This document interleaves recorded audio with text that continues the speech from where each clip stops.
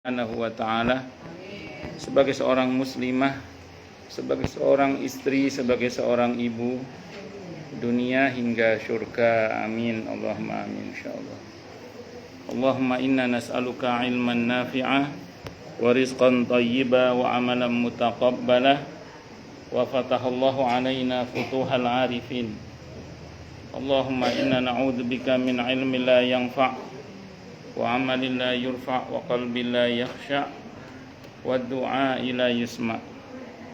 Allahumma ati anfusana taqwaha wa zakkiha anta khairu man zakkaha anta waliyuha wa maulaha. Amin. Allahumma amin insyaallah. Masih melanjutkan kajian kita kitab Hayatus Sahabiyat pada halaman 441. Qala al-muallif rahimahullahu ta'ala wa nafa'ana bihi wa bi'ulumihi fid dharain amin. Bismillahirrahmanirrahim. Abu Sufyan di rumah Ummu Habibah.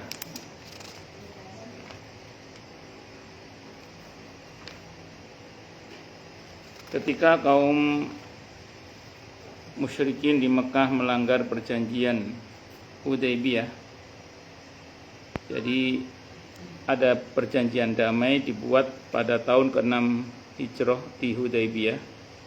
Perjanjian damai, perjanjian gencatan senjata antara pihak Mekah dan pihak Madinah. Tapi pada tahun ke-7 Hijrah perjanjian itu dilanggar oleh pihak musyrikin Mekah. Mereka takut pembalasan Rasulullah Muhammad SAW terhadap mereka. Ngeri juga itu. Mereka takut juga. Dan memang sebenarnya orang-orang kafir itu dalam menghadapi kaum muslimin itu mereka takut. Makanya orang-orang di luar Islam itu mengambil kesimpulan menghadapi kaum muslimin itu tidak bisa secara langsung. Karena kalau secara langsung perang terbuka gitu ya, itu muslimin tidak ada yang takut mati. Karena mati syahid itu diantara cita-cita kaum muslimin. Makanya orang-orang kafir itu berstrategi untuk melemahkan kaum muslimin itu dari dalam. Jadi melemahkan kaum muslimin itu diambil kesimpulan orang-orang di luar Islam itu melemahkannya dari dalam. Dengan cara ditumbuhkannya perpecahan-perpecahan di dalam tubuh kaum muslimin, dihembuskan adu domba, pokoknya diletakkan pengkhianat-pengkhianat di dalam tubuh kaum muslimin. Itu yang dilakukan itu. Dan itu cukup efektif hingga detik ini untuk melemahkan Islam dan kaum muslimin. Ibu kalau belajar dari sejarah jatuhnya Daulah Abbasiyah yang berabad-abad itu berjaya itu jatuhnya diantaranya Perdana Menterinya itu yang berkhianat itu seperti itu. Jadi untuk melemahkan kaum muslimin itu kalau perang terbuka, orang-orang di luar Islam mikir 1000 kali. Karena kaum muslimin itu enggak takut mati dikarenakan mereka itu mati syahid itu cita-citanya diantaranya. Maka disiasati agar bagaimana Islam itu lemah dari dalam, muslimin itu lemah dari dalam. Caranya tadi dimasukkan para pengkhianat-pengkhianat, dihembuskan adu domba sehingga intern kaum muslimin itu berantem terus. Terakhir dibuat mereka itu saling rebutan harta dan jabatan. Itu seperti itu, rebutan harta dan jabatan. Udah, itu diantara sebab lemahnya kaum muslimin itu hingga detik ini. Itu seperti itu. Tapi untungnya ini berita baiknya, Islam ini agama milik Allah. Sehingga sebetapapun musliminnya jatuh, Islamnya tidak pernah jatuh hingga detik ini ya. Gitu. Malah tidak jarang di antara mereka yang telah menghancurkan Islam pada akhirnya menjadi penyebar Islam. Contohnya Mongol. Mongol itu bangsa yang pernah menghancurkan daulah-daulah Islamiyah, tapi dia juga bangsa yang telah menyebarkan Islam ke seantero jagat. Karena Genghis Khan itu kafir, tapi dua anaknya itu masuk Islam. Akhirnya kan ketika Genghis Khan menaklukkan, pasukan Genghis Khan menaklukkan Baghdad itu, anak-anaknya Genghis Khan harus belajar kan. Saat itu nggak ada guru kecuali agamanya Islam. Nah, gurunya militan. Akhirnya anak-anak Genghis Khan itu dua masuk Islam. Dan mereka lah yang menyebarkan Islam sampai ke India, sampai ke Cina, termasuk mungkin bisa jadi sampai ke Indonesia. Bisa jadi. Itu Mongol itu. Pasukan Mongol. Ya, namanya Joshi yang masuk Islam itu. Satunya lagi saya lupa namanya itu. Anaknya Genghis Khan. Jadi ada buku judulnya Bangsa Mongol, bangsa yang menghancurkan Islam tapi yang menyebarluaskan Islam juga. Kalau Allah berkehendak nggak ada yang sulit. Kalau Allah berkehendak, itu seperti itu. Allahu Akbar. Ya pokoknya bersyukurlah pada Allah, Islam ini berita baiknya milik Allah, sehingga karena Allah langsung yang menjaganya. Makanya kalau Islamnya nggak pernah jatuh, kalau Islamnya ya. Tapi kalau musliminnya berkali-kali jaya dan berkali-kali juga jatuh kalau musliminnya. Karena kalau Islam itu mulia tanpa syarat ya. Inna dina indallahil Islam. Agama yang diridhoi di sisi Allah itu ya hanya Islam saja. Tapi kalau kaum musliminnya itu Islam berjayanya itu dengan syarat, mulianya itu dengan syarat. Di mana itu? Di Swedia. Itu pernah dibuat karikatur, katanya karikatur Nabi Muhammad SAW. Saya baca di era Muslim itu. Nabi kan dihina itu. Reaksi dunia internasional luar biasa, kaum muslimin sampai difatwakan yang bisa memenggal kepala siapa itu yang bikin karikatur itu. Nah, itu saya baca di era Muslim pasca penghinaan terhadap Nabi kita Muhammad SAW. Itu banyak orang Swedia yang masuk Islam dengan izin Allah. Termasuk nomor 4 orang terkaya nomor 4 di Swedia itu masuk Islam. Bahkan bikin masjid di tengah kota. Itu di Swedia. Jadi ketika Islam dihina, termasuk nabinya Muhammad SAW dihina, malah tidak jarang situ malah banyak orang yang masuk Islam. Ketika Pentagon dan WTC ditabrak oleh 2 pesawat itu kalau menurut berita yang pernah saya ikuti di media ya, di hari itu juga terjemahan Al-Quran di toko-toko buku habis. Karena bersamaan dengan kejadian itu langsung muncul istilah Islam is teroris. Nah, orang-orang di Amerika itu tidak mau katanya. Dia penisirin, penasaran. Dia carilah sumber aslinya Al-Quran. Sehingga ada yang mengatakan, saya pas saat itu ngikuti di media ya, terjemahan Al-Quran hari itu habis di toko-toko buku. Mereka penasaran, apa sih Islam itu kok katanya Islam is teroris? Karena mereka nggak mau katanya itu. Boleh percaya boleh tidak, saya nonton langsung beritanya di VOA Metro TV itu. Diberitakan pasca kejadian itu, iya, jumlah kaum muslimin ada 3 keyakinan yang jumlahnya nambah. Ada 3 keyakinan di VOA Metro TV itu. Saya nonton beritanya langsung. Yang pertama itu Injili itu naik jumlahnya. Yang kedua ateis, itu naik jumlahnya. Yang ketiga Islam. Untuk Islam sebutkan angkanya itu 300% di Amerika ini. Nggak tahu bela. Jadi di Amerika itu umat Islam itu naik sampai 300%. Saya pas ngomong gini ada jamaah saya yang beliau cukup lama tinggal di Amerika. Beliau cerita, betul Ustaz, dulu itu kata beliau itu masjid itu jarang dulu itu katanya. Jadi 4 kota bisa cuma 1 masjid. Sekarang satu kota 4 masjid katanya. Kalau dulu 4 kota 1 masjid, sekarang satu kota bisa 4 masjid. Cuman bentuknya masih ruko-ruko gitu katanya, karena berkaitan dengan IMB katanya. Itu seperti itu. Bahkan selain dari 3 keyakinan tadi itu cenderung menyusut drastis. Itu pendeta atau pastor itu yang di Amerika yang ngancam mau bakar Al-Quran itu loh. Itu jemaatnya cuma 50 itu di gerejanya. Sedikit. Saya punya jamaah di Sosro, orang Nasrani ke Amerika pas hari Ahad, cari gereja itu sepi semua hari Ahad. Itu orang Sosro cerita sama saya. Menyusut gitu. Sementara Islam naik sampai 300%, terus kemudian Injili sama ateis itu juga naik. Saya nggak tahu berapa persen yang dua itu. Oh gitu ya. Iya.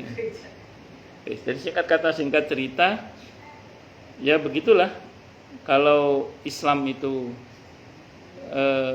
dihina, tidak jarang justru di tempat di mana Islam itu dihina malah ya musliminnya bertambah. Itu seperti itu. Lanjut.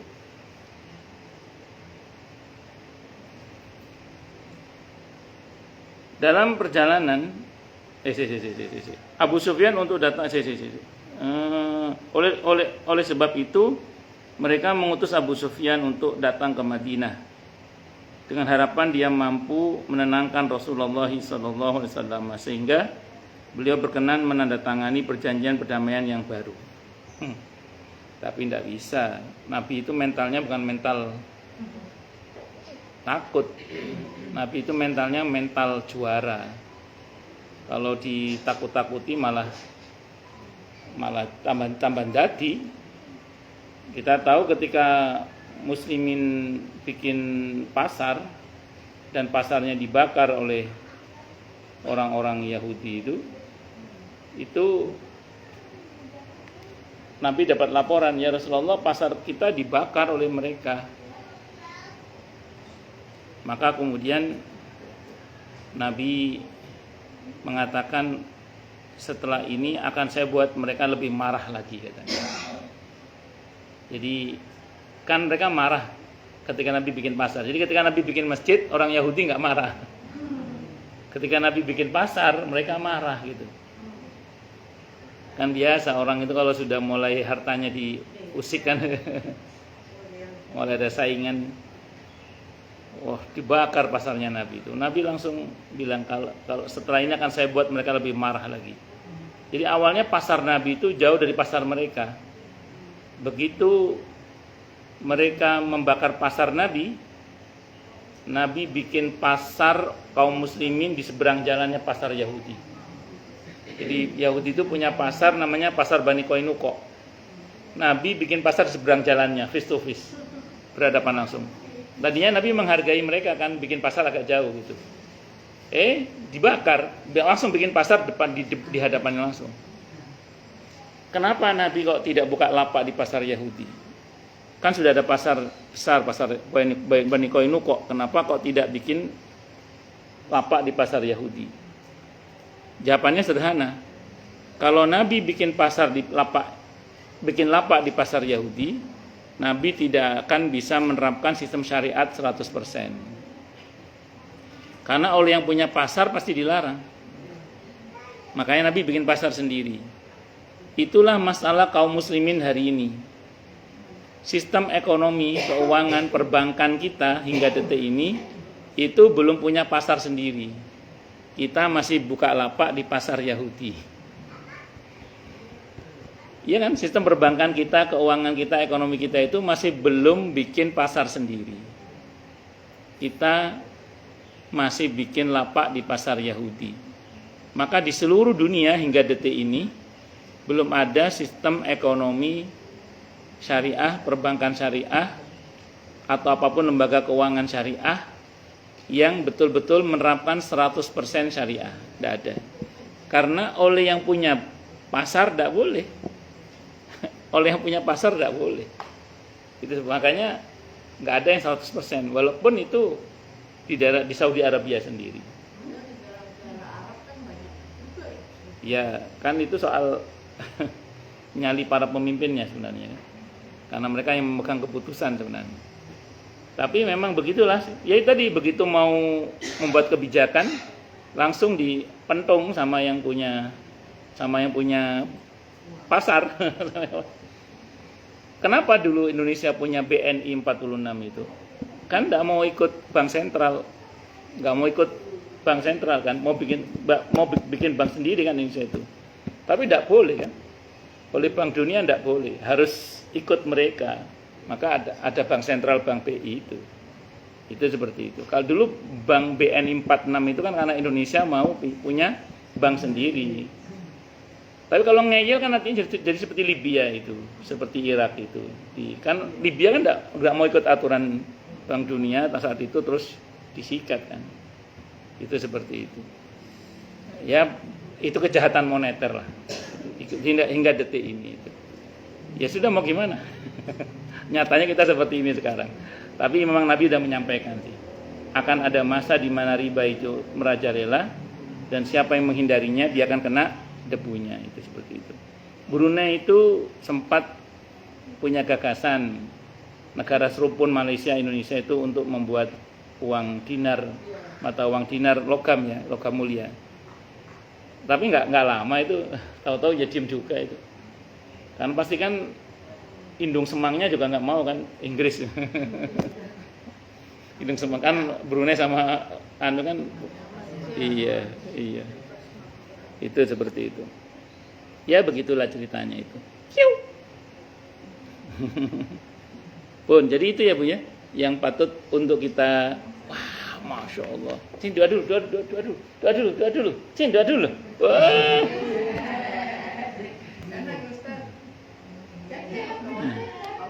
Sini doa dulu sini. Oh.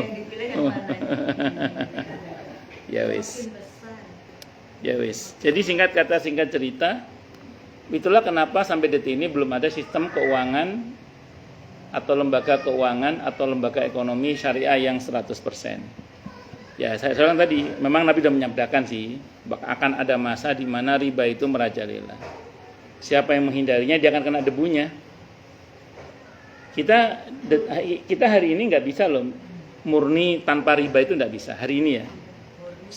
Secara sunatullah nggak bisa. Kenapa? Karena mata uang kita saja sudah riba, itu ribawi istilahnya.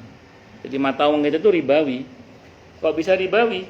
Ibu kalau tuker mata uang, tidak usah jauh-jauh lah, yang realistis saja ya, yang realnya dihitung betul itu maksudnya. Itu kalau kita nuker, buy sell-nya beda nggak? Nah itu. Saya berani ngomong karena saya pernah nuker duit di bank syariah itu. Saat itu adik saya mau ke Mesir. Saya nuker uang. Saya lihat di daftarnya itu, jual sama beli beda. Padahal kalau tidak riba kan harusnya mau jual mau beli sama, karena harus tidak boleh ada kelebihan, ya, fadl itu tidak boleh. Jadi kategorinya uang itu riba apa? Riba fadl. Itu kalau kita sepakat ya dengan definisi bahwa uang itu, jadi kayak kuliah ekonomi nih ya. Jadi lebih paham lah ya. Dan kan harusnya kan kalau memang uang itu adalah alat tukar dan bukan komoditi, itu tidak boleh ngambil keuntungan harusnya. Harus sama nilainya. Itu seperti itu. Tapi kenyataannya bahkan di bank syariah pun sama. Iya. Iya itu saya juga begitu. Itu dulu itu pas saya mau kuliah Mesir ya. Itu seperti itu. Jadi riba fadl. Terus gimana? Uangnya dibakar aja? Tidak mungkin kan? Artinya kita memang, ya itu yang Nabi sabdakan, akan ada masa di mana riba itu merajalela dan siapa yang menghindarinya dia akan kena debunya. Itu seperti itu. Pun itu kalau ibu ikut teori bahwa uang itu alat tukar yang tidak boleh kita mengambil keuntungan ya. Itu seperti itu. Ya sudah, memang begini kenyataannya. Kalau mau memang harus ada pemimpin yang besar nyalinya, yang siap mati dan tebal betul keimanannya untuk kemudian berani mengambil kebijakan, dan itu harus melawan negara-negara yang katanya didaya itu untuk membuat kebijakannya tadi itu buat pasar sendiri. Jadi jangan iya jangan mengekor ke lembaga keuangan yang sudah ada. Itu gitu rumusnya ya. Makanya Nabi bikin pasar sendiri. Ya tentu benturan langsung pasti itu dengan pasar yang sudah besar, yaitu pasar Bani Qainuqa saat itu. Dan Nabi siap bersaing dalam hal ini. Dan kita tahu dalam catatan sejarah Nabi berhasil dalam hal ini. Itu seperti itu. Kita pakai kiri saja Amerika marah-marah. Iya.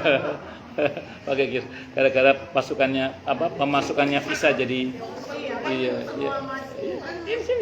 Sini. Aduh. U'iduka bi kalimatillahi tamma min kulli syaitonin wahama wa min kulli ainin lamah. Ya Hafid Allah ya Fatkah. Ya Fatah Fatahullah alaika futuhal arifin. Allahumma ati anfusahu taqwaha. Allahumma ati nafsahu taqwaha wa zakkiha anta khairu man zakkaha anta wali wa maulaha. Fatahullah alaika futuhal arifin. Barakallahu fik. Tas. Ya insyaallah. Hampir. Lanjut. Nah demikian juga ketika Nabi dicoba untuk dirayu supaya tidak berkeras untuk membalas pertempuran untuk membalas pertempuran pelanggaran perjanjian atas apa yang dilanggar di Hudaybiyah itu, maka yang terjadi adalah alih-alih Nabi takut, tapi justru Nabi sudah merencanakan serangan balasan menuju ke Mekah saat itu, yang nanti berujung dengan Fathu Mekah ya, takluknya kota Mekah itu, atau dibukanya kota Mekah untuk kaum muslimin.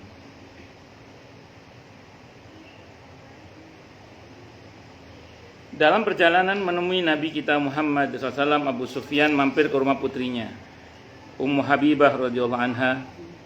Ketika Abu Sufyan hendak duduk di tikar Rasulullah Muhammad sallallahu alaihi wasallam, Ummu Habibah langsung menariknya dari bawah dan meletakkan tikar itu jauh dari tempat Abu Sufyan. Abu Sufyan berkata, "Apakah kamu benci bila tikar ini kududuki, wahai putriku? Atau apakah aku tidak boleh duduk padanya?" Ummu Habibah radhiyallahu anha menjawab, Engkau tidak boleh duduk padanya. Ini adalah tikar Rasulullah Muhammad sallallahu alaihi wasallam. Kau adalah laki musyrik yang najis. Abu Sufyan berkata sambil marah, "Putriku, kamu akan tertimpa keburukan sepeninggalku nanti." Ummu Habibah menjawab tegas, "Tidak, demi Allah, aku pasti mendapatkan kebaikan." Dalam hal ini begini ya, kita jangan lihat teksnya, perkataan Ummu Habibah. Ini dalam konteks politik. Abu Sufyan ini datang sebagai tokoh politik, bukannya sekedar seorang ayah, tapi tokoh politik. Tokoh politik yang sedang berselisih dengan kaum muslimin, dengan Nabi Muhammad SAW, dengan negeri Madinah, negeri kaum muslimin. Maka ketika kayak Obama datang ke Indonesia, jangan lihat sebagai Obama anak menteng. Itu Obama presiden Amerika, dia membawa misi politik Amerika. Iya. Ketika misalnya Sopo yang datang ke sini itu, ya pokoknya delegasi dari negara-negara itu, jangan lihat dia sebagai orang yang dulu misalnya pernah di Indonesia, tapi lihat bahwa ini dia membawa misi politik. Abu Sufyan dilihat oleh Ummu Habibah tidak hanya sekedar tamu seorang ayah, ini politisi yang sedang akan melakukan satu upaya negosiasi politik atau gerakan politik untuk agar supaya Nabi Muhammad SAW mau membuat perjanjian baru. Maka dalam hal ini ya Ummu Habibah menerima ayahnya tidak hanya sebagai seorang ayah, tapi sebagai politisi. Maka sikap-sikap politis itu harus dilakukan. Di antara sikap politik itu adalah melemahkan mental musuh, kan? Itu seperti itu. Itu strategi namanya itu. Dan ini tentu karena kecerdasan putrinya. Ya, yang notabene adalah Ummu Habibah, putrinya Abu Sufyan sendiri. Jadi ini jangan hanya lihat semata-mata seorang putri kepada bapaknya, tapi ini lebih kepada istri kepala negara kepada kepala negara yang lainnya ini. Itu seperti itu. Ibu negara kepada kepala negara yang lain yang notabene punya niat yang tidak baik kepada negerinya, itu seperti itu. Nah, makanya begini Bu, bupati itu kalau di kantor bupati ya bupati, iya suami. Tapi ketika kemudian orang datang ke kantor bupati, walaupun mertuanya, ya dia bersikap sebagai bupati. Itu seperti itu. Maka saya punya kawan tuh seorang bupati, teman satu pesantren itu. Itu kalau temannya datang ke kantor bupati, dia betul-betul jaga wibawa. Ngomong ke asistennya, Mbak nanti suruh masuk ke ruangan saya. Mas nanti masuk ke ruangan saya. Oh gitu dia. Begitu sampai di ruangan bupati tutup, biar. Artinya begitu. Artinya ketika di ruang privat ya sudah sebagai teman, tapi dalam konteks di mana dia sebagai tamu bupati ya diterima sebagai tamu bupati. Itu seperti itu. Bukan. Itu yang saya ingat Pak Emil Salim. Pak Emil Salim kan pernah cerita. Pak Emil Salim kan cerita Pak Emil Salim itu. Zaman Pak Harto dulu ya, atau sendiri zaman Pak Harto kan. Saya itu kan termasuk menteri yang dikenal lurus kan Pak Emil Salim itu diantara. Beliau bilang, saya itu sudah wanti-wanti ke keluarga saya. Jangan pernah bawa orang siapapun ke saya pokoknya. Saya kan saya enggak mau pokoknya. Intinya beliau begitulah pesan pada keluarga. Karena kadang orang yang mau melakukan kolusi, nepotisme kan bisa melalui keluarga. Kata beliau, saya kecolongan kata Pak Emil Salim. Mereka datang ke saya. Jadi anak saya lolos, istri saya lolos, banyak saudara saya lolos. Yang datang saya katanya. Wah asem itu orang-orang kata setengah meso lah beliau. Itu akhirnya bilang ya tante maaf nanti akan saya bicarakan kata beliau. Tapi tetap beliau berkeras pada prinsipnya sebagai seorang menteri itu. Cuman kata mereka kurang ajar ya pakai saya katanya.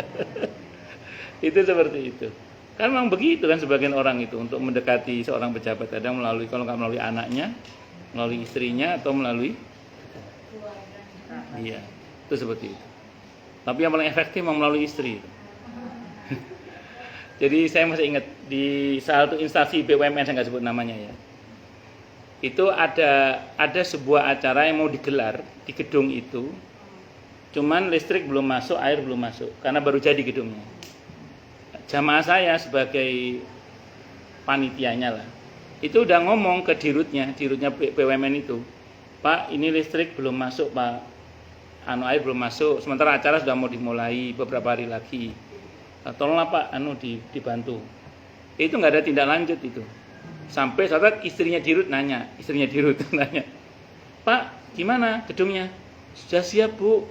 Cuman tinggal air sama listriknya belum masuk. Oh ya sudah, kata istrinya. Begitu ngomong ya sudah itu tidak lama langsung masuk semua itu nama apa ya? Listrik sama apa? Wah, ternyata Bu Dirut lebih galak daripada Pak Dirutnya. Itu sih. Di luar panglima. Gitu. Kalau di dalam rumah panglima. Gitu. Itu saya dapat cerita langsung dari jamaah saya. Jadi mau ada acara di gedung itu. Cuman gedungnya karena baru, listrik belum masuk, air belum masuk. Begitu ngomong ke Bu Dirutnya, langsung jadi itu. Ya begitulah. Ada panglima sama pangnam ya. Ya wis. Allahu Akbar. Biasanya suami yang begitu dibacanya tambah kurat-kurat penderitaannya. Biasanya. Sampai mana tadi?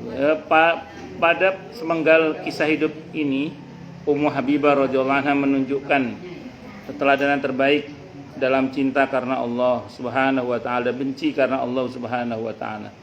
Dia memberikan kepada kita istilah najis tadi itu karena Quran yang bilangnya orang musyrik itu najis akidahnya, tauhidnya, i'tiqadnya maksudnya. I'tiqadnya orang musyrik itu najis. Kalau badannya enggak najis. Dia memberikan kepada kita sebuah lembaran cemerlang berupa loyalitas dan pembebasan diri. Pada saat yang sama Ummu Habibah radhiyallahu anha juga memberikan pelajaran penting kepada ayahandanya yang masih musyrik itu, bahwa seseorang harus merasa mulia dengan iman, bahwa ikatan akidah itu lebih kuat daripada ikatan darah dan nasab, bahwa kita tidak boleh tolong-menolong dan bersikap loyal kepada kaum kufar, betapapun kuatnya hubungan kaum muslimin dengan mereka. Lebih dari itu, kita diwajibkan untuk menyerang dan memerangi mereka dalam rangka menegakkan Islam. Jika mereka memerangi kita ya, jangan orang damai diserang, jangan. Dan menghalangi jalan Allah. Kalau mereka menyerang kita ya kita lawan. Karena muslim itu seperti lebah. nggak resek tapi jangan diganggu. Kalau diganggu ya disikat. Itu seperti itu. Nah, jadi ikatan iman itu lebih kuat daripada ikatan darah. Ketika kita disuruh untuk loyalitas kita harus kepada Allah, bukan kepada orang-orang kafir dalam hal ini. Itu rumus dasarnya itu. Di dalam rumah tangga Nabi kita Muhammad sallallahu alaihi wasallam, hanya dengan masuknya Ummu Habibah radhiyallahu anha ke dalam rumah tangga Nabi kita Muhammad sallallahu alaihi wasallam, dia dapat menghirup din dari sumbernya yang jernih, yang dari kitab Allah dan dari sunnah Rasulullah Muhammad sallallahu alaihi wasallam.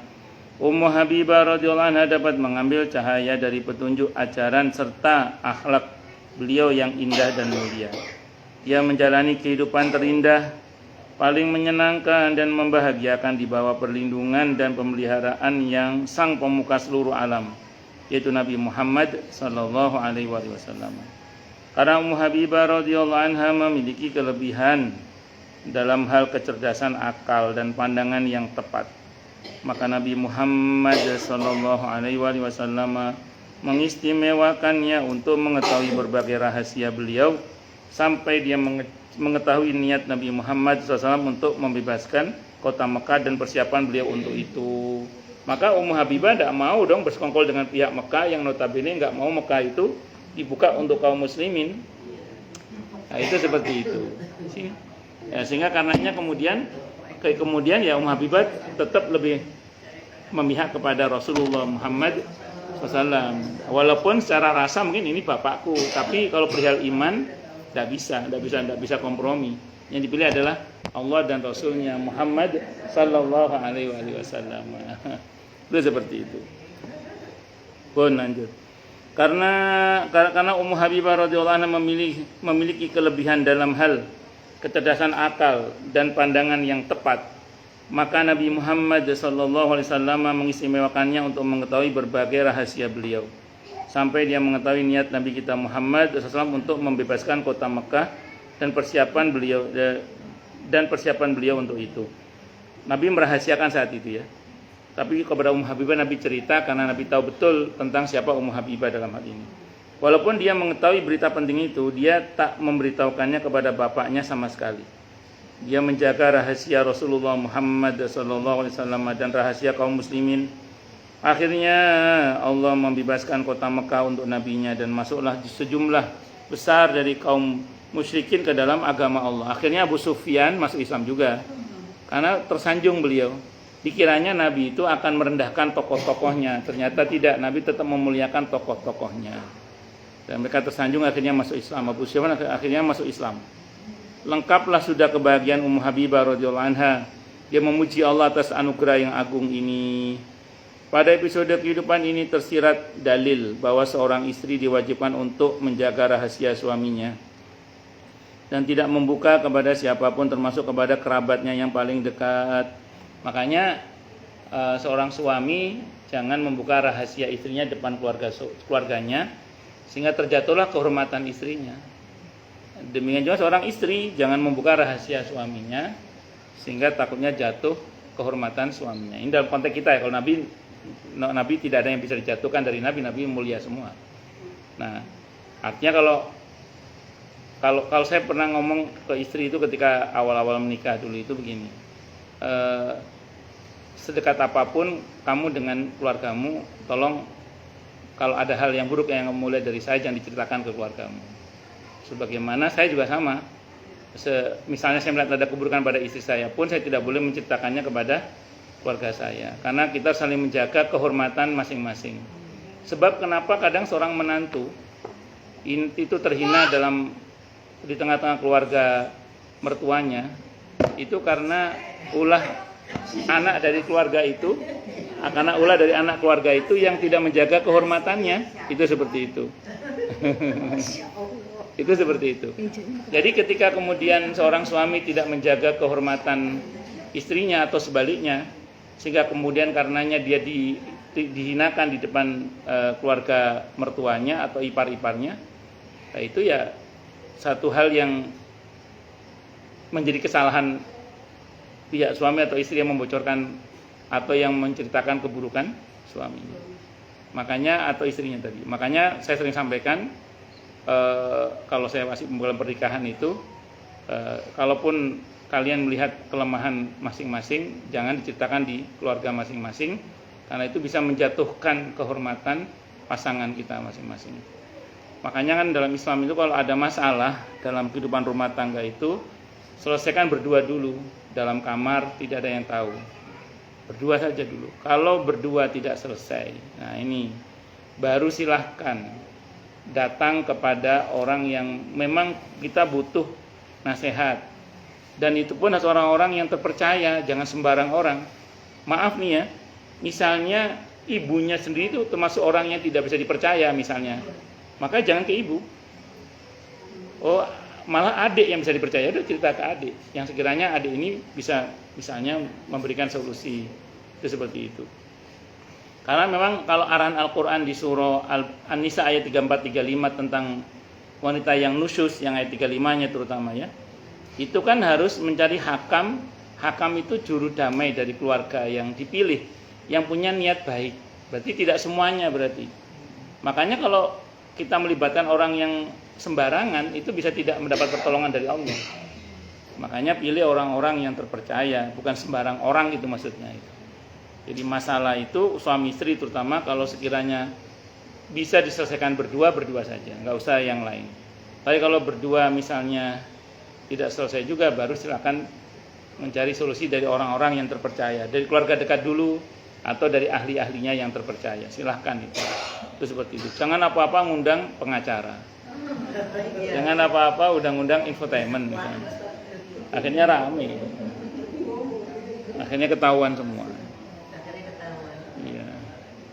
Terus jangan lupa ya, kalau pasang CCTV begitu cerai copot CCTV-nya itu.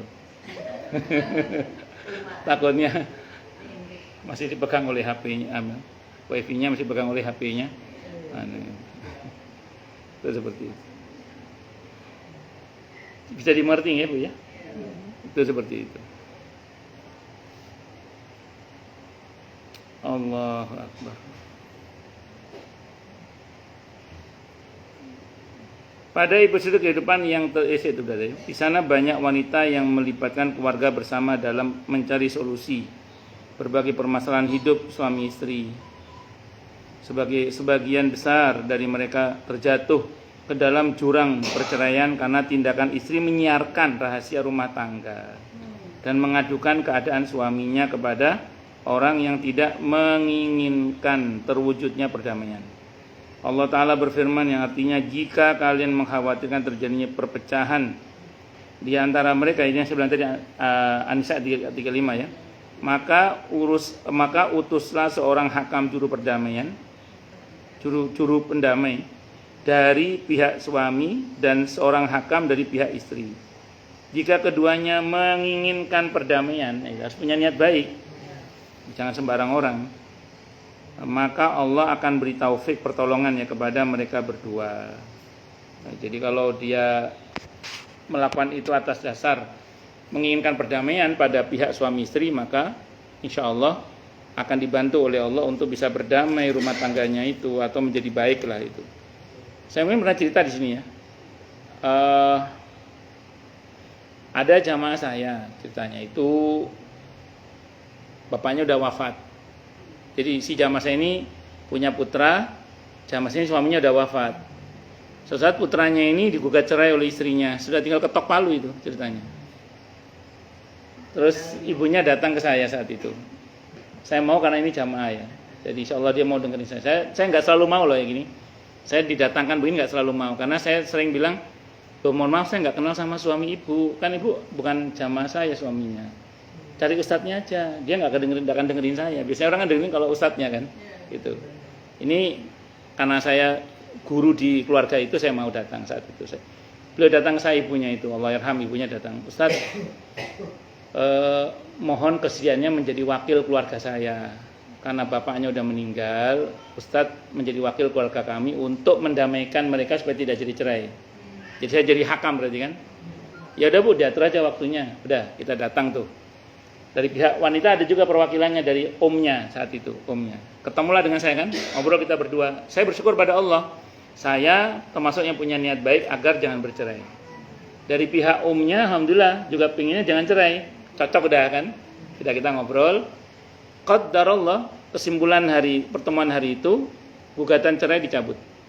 Jadi nggak jadi cerai. Alhamdulillah bertahan sekian tahun. Setelah sekian tahun berlalu, saya ketemu lagi sama ibu itu. Saya tanya, gimana kabarnya mas ini bu? Udah cerai Ustaz. Loh, kemarin kan udah nggak jadi cerai tuh. Akhirnya cerai. Loh gimana ceritanya? Gini Ustaz. Mereka berantem lagi. Nah, kali ini nggak ngomong sama saya Ustaz. Nggak ngomong saya. Sama-sama membawa pengacara katanya. Pengacara kan tahu sendiri. Yang satu pengen, kenapa? Yang satu pengennya nggak cerai, misalnya. Yang satu pengennya cerai, ya udah kan nggak klop kan? Kata Allah di ayat ini, kalau nggak klop gitu nggak akan dibantu oleh Allah. Ya udah, cerai betul itu seperti itu. Tahu, bos. Jadi singkat kata singkat cerita, ini penting seperti itu. Makanya saya ulang sekali lagi, kalau kita ngomong persoalan masalah-masalah seperti yang dimaksud tadi itu, hati-hati aja. Jadi hati-hati pilih hakam gitu maksudnya. Nah, kita sebagai orang tua dan tentu sebagai mertua kalau sudah punya menantu ya, itu usahalah menjadi mertua atau orang tua yang adil ya.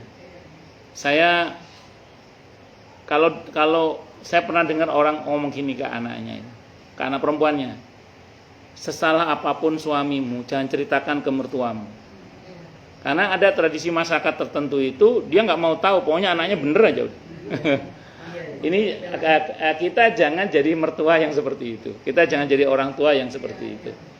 Jadi kita jadilah seperti Rasulullah Muhammad SAW. Ketika putrinya yang salah, ya Nabi ingatkan. Dan jadilah orang tua yang merekatkan, bukan yang meretakkan. Jadi ketika ada konflik di antara anak kita dengan pasangannya, semangat kita sebagai orang tua, semangat kita sebagai mertua adalah menyatukan. Ya, tapi kadang ada juga menantunya yang rodok, ono yang ngono. Jadi sing rodok menantunya itu ya ada. Jadi mertuanya udah begitu baik, orang tuanya udah begitu baik, mantune sing rodok iki ya ono gitu. Yang gitu dia ada gitu. Jangan salah itu. So, ada jamaah bapak-bapak itu datang ke saya. Tenang orang sini, orang sana. Dia bilang, saya bingung Ustadz ya. Kenapa? Saya nggak tahu gimana Ustadz ya. Istri saya tuh ngasih saya pilihan Ustadz. Maksudnya, kamu pilih mana? Pilih ibumu atau pilih aku? Bok, wong wedok. Oh, ngono ya. Kamu pilih mana? Kamu pilih ibumu atau pilih aku? Ya, boy jangan gitu. Walaupun kadang ada masalah antara menantu dengan mertua, tapi ya ojo hitam putih begitu. Itu seperti itu. Wallahu a'lam bishawab. Nggih, monggo silakan yang mau tanya dulu. Tanya, protes, marah boleh silakan. Masalah yang lain boleh. Monggo. Apa? Enggak? Oh, enggak. Saya kalau ngajar ke sini asal pakai aja, Bu. Kasihan yang ngasih baju enggak dipakai-pakai. Oh iya. Yang ngasih termasuk di sini enggak? Enggak tahu siapa yang ngasih ini, lupa saya. Asal muat ya. Bukan, aku ingat ayahku. Kan ayahku suka ngasih ceramah-ceramah gitu. Oh, ngoten nggih. Iya, kalau dikasih jamaah itu dipakai. Jadi yang ngasih itu biar senang. Nggih. Katanya gitu. Kalau pakai koko biasanya mau ngajar ke tempat lain lagi. Gitu. Berarti ada cara lain. Gimana yang lain silakan monggo. Kalau mau tanya, protes, marah boleh. Itu Ustaz Nggih. soal ain. Oh ya. Ain. Satu masalah itu selama ini saya berpikir terjadi suatu musibah atau karena ain itu dari mata orang yang tidak menyukai. Tapi ternyata saya sempat baca ternyata tidak seperti itu gitu. Bisa dijelaskan lebih lanjut nggak? Ain itu bagian dari sihir sebenarnya. Maka di kitab tafsir ayat ahkam yang udah kita bahas itu, diantara penetralisirnya al-falaq an-nas. Itu satu dulu. Yang kedua, ain itu bisa muncul satu dari orang yang memuji tanpa mengucap masya Allah, atau barakallahu fik. Yang kedua bisa muncul dari para pendengki. Jadi ain itu bisa muncul dari orang yang sangat dengki. Melihat ini sepedaan makan nasi pecel. Dikawal tiga putri. Berapa tiga putrinya?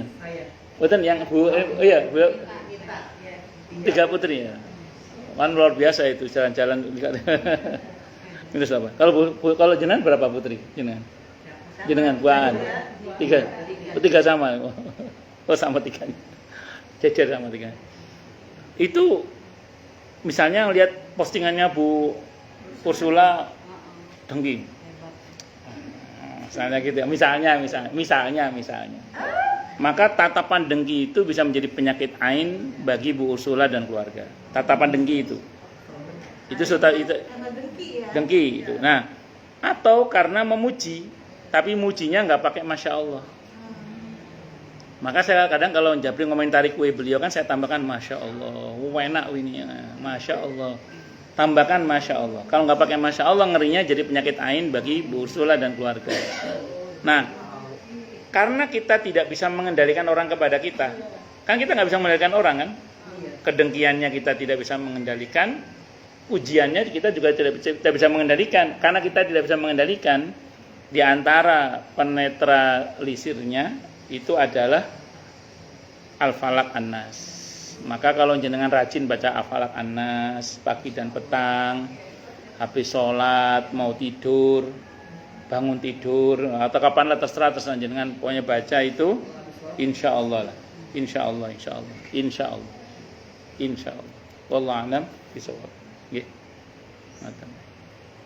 Monggo yang lain silakan kalau ada. Jadi misalnya kalau kita nyebarin misalnya cucu kita tuh punya prestasi gitu, tapi ke keluarga itu lebih baik nggak usah ya?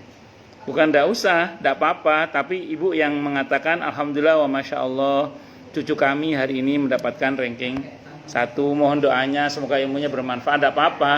Posting anaknya wisuda tidak apa-apa. Tambahkan alhamdulillah masya Allah. Tambahkan masya Allah. Iya, kan kita lagi memuji anak kita. Ya, masya Allah, barakallahu fiha atau barakallahu fih, misalnya. Tergantung siapa yang kita ucapkan. Semoga Allah berkahi. Atau pakai bahasa kita juga. Jadi mendoakan keberkahan, masya Allah, itu bagian dari upaya supaya anak kita yang kita puji itu tidak kena penyakit ain. Itu seperti itu. Boleh, tidak apa-apa. Dan kalau kita posting anak kita, cucu kita, memang harus kuat doa kita untuk anak kita itu. Karena mereka kan mungkin belum bisa baca Al-Falaq An-Nas karena mereka masih kecil, misalnya. Kecuali mereka udah gede ya. Maka kalau udah gede kita ingetin, jangan lupa perbanyak baca Al-Falaq An-Nas. Maka kita harus menjaga. Dalam Sahih Bukhari, Nabi menjaga cucunya dari penyakit ain dengan mendoakan, "U'idukuma bikalimatillahi tammah min kulli syaitonin wa hamah wa min kulli ainin lama." Itu kalau anaknya depan kita ya.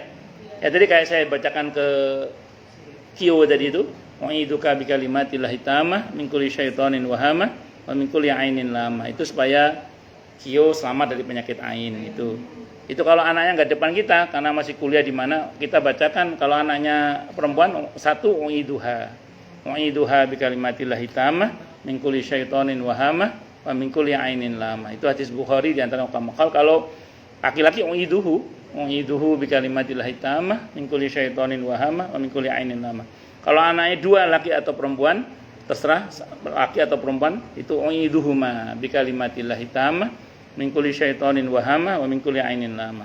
Kalau perempuan 3 tadi atau lebih, u'iduhunna bikalimatillahi tammah min kulli syaitonin wa hamah min kulli ainin lama. Kalau anaknya ada laki-lakinya 3 lebih, atau laki-laki semua, atau ada lelakinya, atau 4 ada lelakinya, u'iduhum bikalimatillahi tammah min kulli syaitonin wa hamah wa min kulli ainin lama.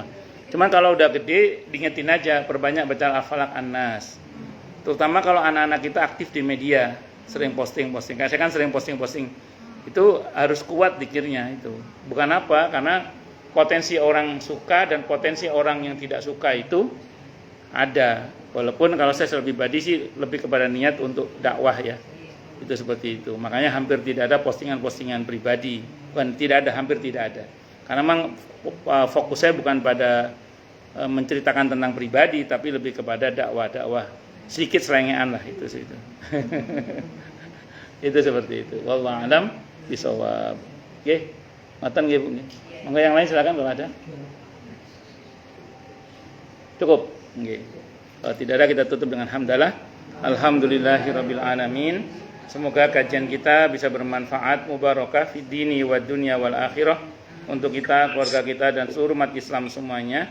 Dan mudah-mudahan kita semua dijadikan oleh Allah sebagai orang-orang yang sukses dunia akhirat, selamat dunia akhirat, bahagia dunia akhirat, dan dipermudah urusan kita oleh Allah fid dini wad dunya wal akhirah. Semoga Allah limpahkan hidayah selalu untuk kita. Semoga Allah tingkatkan selalu hidayah untuk kita. Dan semoga Allah berikan hidayah untuk siapapun yang melihat kita. Subhanakallahumma bihamdika asyhadu an la ilaha illa anta astaghfiruka wa atubu ilaik. Sallallahu alaihi Muhammad wa ala alihi wa sahbihi wasallam. Saya mohon maaf. Assalamualaikum warahmatullahi wabarakatuh.